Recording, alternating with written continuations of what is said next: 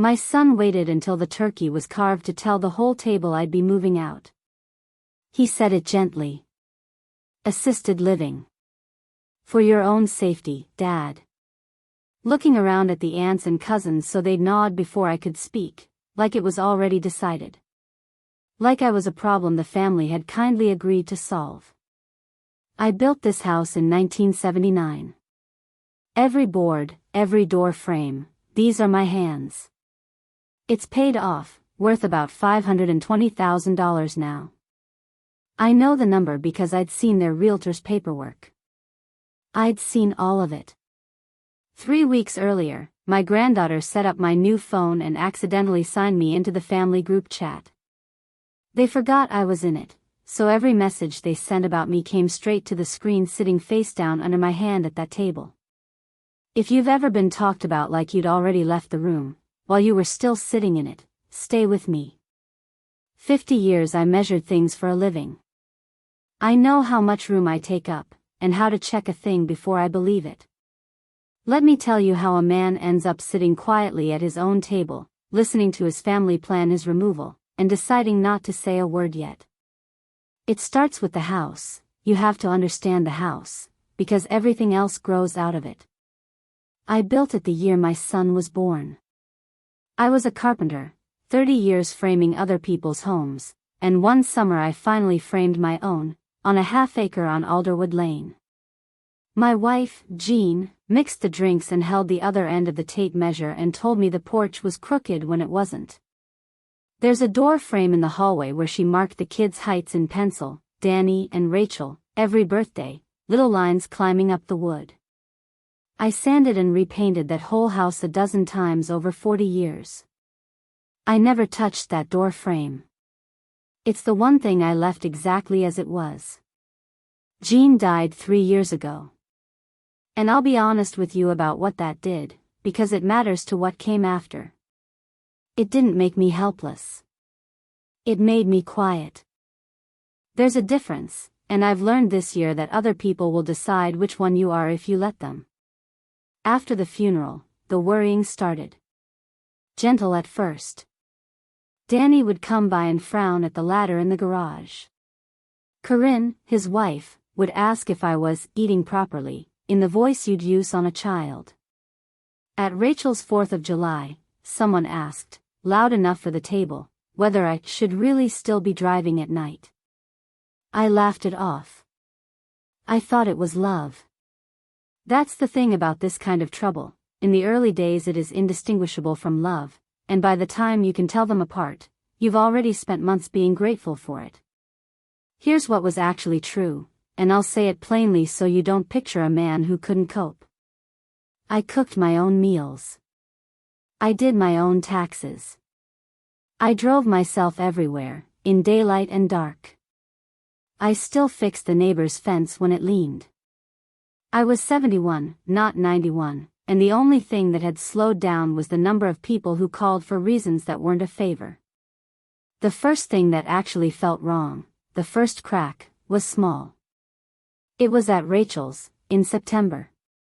Danny said, out of nowhere, "Dad, remember when you left the stove on all afternoon?" And 2 of the cousins nodded, like they'd heard about it.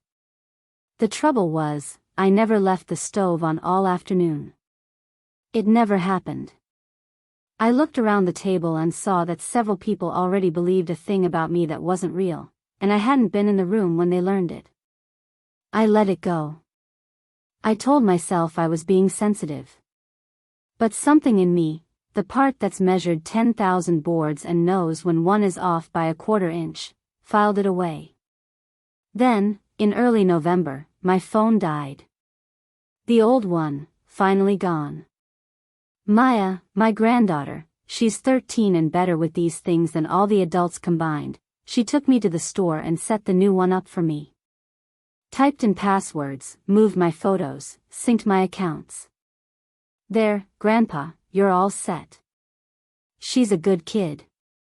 She had no idea what she'd just done. Because somewhere in that setup, she signed me into the family's shared account, the one that ran the group chat. Danny had made it years ago, Grady family, for scheduling holidays and sharing pictures of the grandkids. At some point they'd started a second thread without the pictures. And now it was arriving on my phone. I didn't understand at first. Messages started appearing from Danny, from Corinne, from Rachel, and I thought they were meant for me, and I was confused why they read so strangely. Then I realized. They didn't know I was there. I was a silent name in a conversation that had been happening about me for months. I almost turned the notifications off. I want you to know that. My thumb was on the setting. It felt like listening at a door, and I was raised not to do that. Stay with me, I'm glad I didn't. Because the first full message I let myself read was from Corinne, and it said, "We should just tell him at Thanksgiving. Get it over with in front of everyone so he can't drag it out." Tell him what? I sat down at my own kitchen table, the one I built from a single walnut slab the winter Rachel was too, and I scrolled up, and I read my family plan the rest of my life without me. This next part was the hardest. It wasn't one message that broke me, it was watching a story get built, brick, by people I loved. There was a whole thread about the narrative. That was Corinne's word, narrative. She was coaching the others on what to say to the relatives so the move would look agreed upon and kind. When Aunt Bev asks, mention the stove thing and the time he got lost coming back from the hardware store. I never got lost coming back from the hardware store. I have driven that route since before Corinne was born. But there it was, being handed out like a fact, and Rachel, my Rachel, wrote back, "Okay." That's when the worry stopped sounding like worry. Somebody doesn't build a list of examples about a man they're actually worried about. You build a list of examples about a man you need other people to stop trusting. The forgetful old father they kept mentioning at gatherings wasn't something they'd noticed. It was a character. They were writing it, and casting the relatives as the audience, and the pencil marks were adding up to a person who needed to be moved somewhere for his own good. 2 evenings later, the phone rang, the real phone, an actual call, which had gotten rare. It was Bev, my late wife's sister, 78, and the switchboard of this whole family. "Walter," she said, in a careful, lowered voice, "I just want you to know we all love you. And if you're needing help these days, there's no shame in it." I asked her what she meant. She hesitated. "Danny mentioned you've been having some trouble. The stove. Getting turned around driving home. We just worry about you, honey." I stood in my kitchen holding a phone that had, that very afternoon, shown me the script that put those exact words in her mouth. The narrative wasn't a plan anymore. It was already loose in the family, wearing the faces of people who loved me, being repeated by a kind old woman who thought she was being gentle. And that is when I understood the real danger, not the brochure, not even the realtor. It was that if enough good people say a thing softly enough, it quietly becomes the truth, and the man it's about is the last one to get a vote on it. I did the thing I have done my entire life when something doesn't sit right. I stopped feeling and started checking. I scrolled, slowly, taking screenshots with my own phone the way you'd photograph a crack in a foundation, not in a panic, just documenting. And a picture came together that turned my stomach, because it had a budget. Danny had shared a document. A realtor's market analysis of my house. My house, with photos someone had taken of my kitchen when I wasn't looking, probably one of the visits where they'd just stopped by to check on me. The number at the bottom was $520,000. Paid off. Free and clear. And under it, a message from Danny, so after the realtor and closing, split 3 ways it's about $160 each. That clears the truck loan and the cards and we'd still have a cushion. $160 each. My house, the one with Jean's pencil marks, had already been divided into 3 tidy portions in a text message, and one of those portions was going to pay off my son's truck. Here's where the worry stopped sounding like worry and started sounding like arithmetic. Stay with me, because it got more concrete than that, and more real. 2 days later a message came through with a photo of a brochure. Cedar Ridge Assisted Living. Corinne had written, "Toured it, it's nice. They have a waitlist, so I put his name down and paid the whole deposit. We just need him to sign the intake and financial forms." My name. On a waitlist. A deposit already paid. There was even a soft target date, penciled for the second week of December, before I had agreed to a single thing, before anyone had so much as said the word "move" to my face. And then something else clicked into place, something from a month earlier that I'd filed under nothing at all. Back in October, Corinne had come by with a folder and a pen. "Just some paperwork to make things easier, Walt," she'd said, "so we can help you with bills if you ever get busy." I hadn't had my reading glasses on. I told her I'd look it over later. I never did. It sat on the counter for a week until she quietly picked it back up and took it home. Sitting there now with the whole plan laid out in front of me, I finally understood what that folder had been.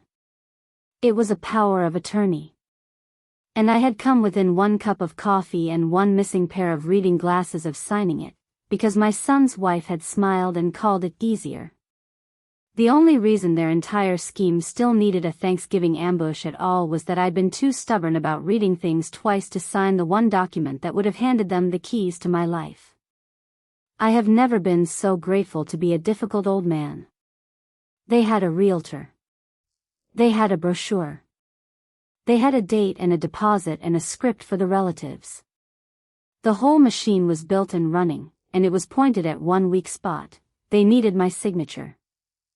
And the plan for getting it was to corner me at Thanksgiving, in front of everyone, where a 71-year-old man raised to never make a scene would surely just nod along rather than embarrass the family over the turkey. That night I didn't sleep. I sat in the dark in the front room where I'd carried Jean over the threshold, and let myself be as frightened and furious as I needed to be, once, in private, so I wouldn't have to be either in public. And then, near morning, the builder in me took over, because the builder in me knew something the frightened man had forgotten. Before you tear a thing down, you check who actually owns it. So the next day I pulled my papers. Every carpenter keeps a box, and mine holds 40 years of the house, the original deed, the mortgage I'd burned a copy of the day I paid it off, the permits, even the receipts for the lumber, the nails, the windows. I laid it all out on the walnut table and I read it the way I'd read a set of plans. The house was mine. Solely, cleanly, entirely mine. I had never transferred it to anyone. I had never added a name. And here is the part they had somehow never thought to check, because they were so busy building the story that I was incompetent. I had never signed a power of attorney. Not to Danny, not to anyone. There was no legal instrument anywhere on this earth that gave a single one of them the right to sell my house, place me anywhere, or sign anything on my behalf. Their entire plan, the realtor, the brochure, the deposit, the split, the 160 each, every piece of it assumed a compliance I had never given and they had never actually obtained. They had a beautifully organized scheme resting on nothing but their certainty that I'd go quietly. They had my politeness. That was the only thing they'd ever really had. And politeness, it turns out, is not a legal document. There was one thing left I needed to know for certain, because I'm a man who confirms his measurements twice before he cuts. The next morning I called Cedar Ridge myself. I didn't give my name right off, I just asked, as if I were shopping, how their waitlist worked. Then I said it plainly, "My name's Walter Grady. Would I happen to be on your list?" The young woman went quiet for a second, then came back bright and cheerful. "Yes, sir. You're on our priority list. Your daughter-in-law set it up, and there's a whole deposit on your file. We're just so looking forward to having you with us. So looking forward to having me." I thanked her and hung up, and sat a long while with the fact that a stranger 3 towns over had a firmer plan for where I'd sleep in December than I did. It was real, every piece of it. This was not a family worrying out loud. It was a reservation. I want to tell you I felt triumphant when I understood that. I didn't. I felt something colder, because there was one more message I hadn't let myself sit with, and when I read it again, it told me exactly how well my own children knew me. It was Danny, answering Curran's worry about whether I'd resist. He wrote, "He won't make a scene in front of everyone. He never does. That's the whole point of doing it at dinner. He'll be embarrassed and he'll just agree, and then it's done." Read that again the way I had to. They didn't pick Thanksgiving because it was convenient. They picked it because they were counting on the best thing about me, that I would rather swallow a humiliation than ruin a holiday for the people I love, and they were going to use it as the lever to pry me out of my own house. And Rachel had read that message. My daughter, who I taught to ride a bike in that driveway, read her brother explain that they'd weaponized their father's dignity at the dinner table, and she wrote back one word. Okay. That, okay, cost me more than the $520,000. I'll be honest with you about that. They picked the table on purpose. So did I. I decided I would let them make their announcement. I would not warn them, would not confront anyone in private, would not give them a chance to reorganize the story. I would sit at the head of the table I built, and I would let my son stand up and say the thing out loud in front of everyone, and then I would answer him in front of everyone, with their own words, in my own calm voice. Not to destroy him. To make it impossible, ever again, to write me out of a room while I was still sitting in it. Thanksgiving came. I cooked the turkey myself, in the kitchen I built, its own small answer to a question nobody had asked out loud. The family arrived. 14 of us around the table with the extra leaf in. Maya sat next to me and showed me a drawing. I put my phone face down by my plate. We ate. Danny was nervous, I could see it, the way he kept glancing at Corinne. And then, right after the plates were full and everyone was settled and captive, he tapped his glass and stood up. So, everybody, while we're all together, we've been talking, and we think it's time Dad had a little less to worry about. We found him a really nice place, Cedar Ridge, and after the holidays he's going to be moving out of the house so he can, be somewhere safer. It's a good thing. We're all really happy about it. He looked at me with a rehearsed, gentle smile. Everyone turned to me, waiting for the confused old man to nod. I did not nod. I let the silence sit for a moment, long enough that it started to feel wrong to the room. Then I picked up my phone, turned it face up, and I said, before I answer, "Danny, I want to read a few things. Just so everybody's happy about the same story I am." And I read them. Calmly. I read Curran's message about telling me at Thanksgiving so I couldn't drag it out.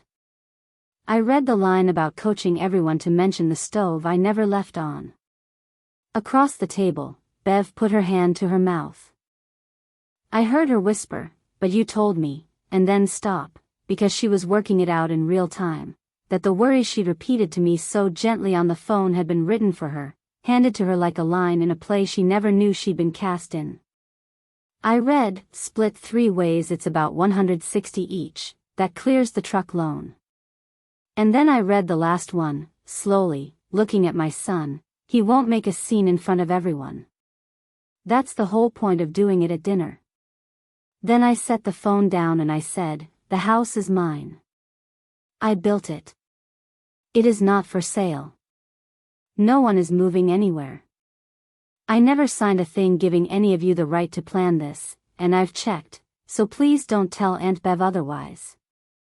Now, the potatoes are getting cold, and I'd like to finish my dinner." The room did not explode. It went silent, which is worse and better both. Corinne stood up so fast her chair scraped, and she left the table.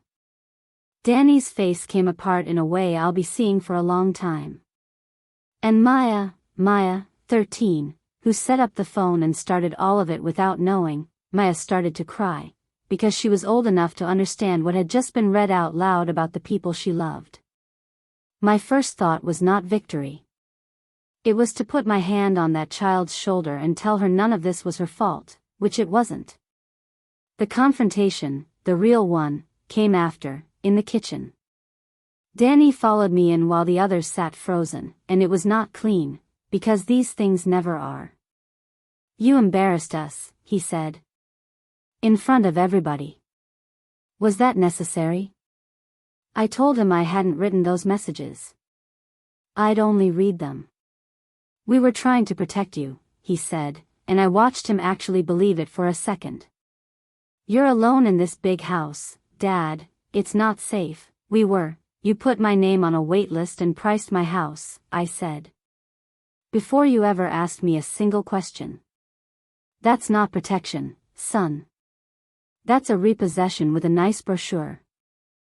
And then he said the thing that told me the whole truth, the thing that hurt worse than all of it, because it was human and small instead of monstrous. He put his hands over his face and he said, "I'm drowning, Dad. The truck, the cards, Curran's hours got cut. I did the math on the house and I couldn't stop doing it. I told myself it was for you." There it was. Not a villain. A frightened man with a spreadsheet, who'd talked himself into believing that his father's home was a solution to his own problem, and dressed the whole thing up as care so he could sleep. It doesn't excuse a word of it. But I'll tell you, it broke something in me differently than cruelty would have. Cruelty you can be angry at cleanly. This I just had to grieve. Rachel came in then. She'd been crying too. "Dad, I'm sorry. I should have said something. I read it all and I didn't want to be the one who fought everybody." "I know," I said. Because I did know. Her silence hadn't been malice. It had been the same thing they'd counted on in me, the fear of making a scene. It's how these things happen. Not through one villain, but through a whole table of people who'd each rather stay quiet than be the one who says no. I didn't throw my son out of my house. I want you to know that, because I think some of you are waiting for it. But he's my boy, and I built that house for him too, once. What I said was this: your mother's pencil marks are still on that door frame in the hall. She measured you both there every birthday. I have spent 3 years being quiet in this house because I lost her. I am done being quiet. You don't get to measure how much room I take up. Not anymore." And then I asked everyone to please sit back down, because Jean would have hated cold potatoes, and about half of them did. The weeks after were not a victory lap. Truth has a cost and I'm not going to lie to you about the size of it. Danny didn't call for almost a month. The family split into people who thought I'd been cruel to air it all out at dinner, and people who quietly told me they'd wondered about that stove story all along. Corinne and I have not spoken. Some relatives still half believe the version where I'm slipping, because a story told confidently at a dinner table outlives the truth told once. So I made the truth permanent, the only way a careful man can, on paper. I sat down with a lawyer, a real one, my choice. I wrote a clear will. I signed a healthcare directive naming my old friends Sal and my niece as the people who'd speak for me if I ever truly couldn't, so that no future dinner could ever appoint someone for me. I wrote down what happened, dated it, and put it in the box with the deed and the lumber receipts, the record of the house, now including the year they tried to take it. Not out of spite. Out of the same instinct that makes you keep the permits, so that if anyone ever asks again, the proof is in the drawer, and it doesn't depend on my memory or anyone's mood. Maya called me the Sunday after. 13 years old, and she'd been carrying the whole thing like it was her doing, because she was the one who'd set up the phone. I told her the truth, that she hadn't caused any of this, she'd only let the light in, and a house should never be afraid of the light. She was quiet, and then she asked if she could still come do her homework at my kitchen table on Wednesdays, the way she always had. I told her that table would be there as long as I was, and so would I. Of every promise I made that year, that was the one I was proudest to keep. Danny came by, finally, a few weeks before Christmas. He didn't come with a clean apology, because there wasn't one to give. You can't tidy up a thing that big in one visit. He came and stood on the porch I built, in the cold, and he said, "Can I come in?" And I looked at my son for a long moment, and I thought about Jean, and I stepped back and held the door open. One conversation. Unfinished.